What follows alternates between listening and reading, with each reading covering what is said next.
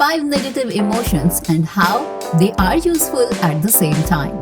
First one is envy.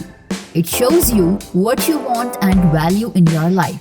So use it as an arrow that points you in the direction of your purpose and your desire. Second is anger, as it shows you what is important to you and warns you when something is wrong and needs to be changed. Use it to assess your needs and create change or find a solution for it. Third one is guilt. It signals to you when your actions are not in alignment with your values.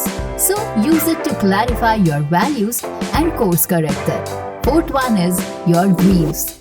It helps you deal with unresolved emotions and free up energy that is attached to the lost person or some object. Last one is the fear. It protects you from danger and keeps us alive.